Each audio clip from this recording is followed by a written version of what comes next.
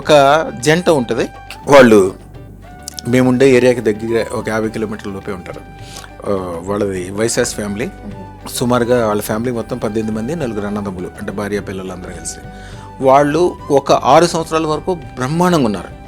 6 సంవత్సరాల క్రితము అన్నదమ్ములు ఎందుకు పోట్లాడుకున్నారో ఏం జరిగిందో తెలియదు.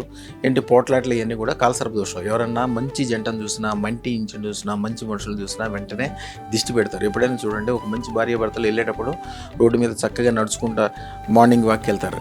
తిరిగి వచ్చేటప్పుడు వాళ్ళు ఎందుకు పోట్లాడుకుంటారో తెలియదు. రోడ్డు, జనము, మనిషి ఉన్న విషయం కూడా వదిలేసి పోట్లాడుకుంటారు, భయం భక్తి లేకుండా.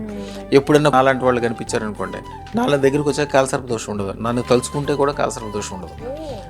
అప్పుడు వాళ్ళు ఒకళ్ళ ముఖం వాళ్ళు చూసుకుంటారు, మేము ఎందుకు ఇట్లా పోట్లాడుకుంటున్నామని. అయ్యా, మీ అదృష్టం పెట్టుకుని నాకు ఏమేమి జరిగిందో చెప్పండి. ఇక్కడికి వచ్చేటప్పుడు అమ్మాయి సంబంధం కుదరాలి, వ్యాపారం చేసిన బాగా అభివృద్ధి ఉండాలి. అమ్మాయికి పెళ్లి కుదురుతుందో లేదో కొన్ని చోట్ల అడిగిన గురువు గారు, కాల సర్ప దోషం ఉందన్న. నేను ఇక్కడ అదృష్ట రత్నం తీసుకుపోయిన 5 రోజులకే సంబంధం సెట్ అయింది. నేను అనుకున్నంత ఇంకా రెట్టింపే మంచి సంబంధం కుదిరింది. ఆ కలియుగం వెంకటేశ్వర స్వామి, నేను ఆయన భక్తుని ఎక్కువ, నేను తిరుపతికి ఎక్కువ పోతుంటాను. ఆయనని నన్ను పంపించిన. శుభం బియాత్, శుభం బియాత్, శుభం బియాత్.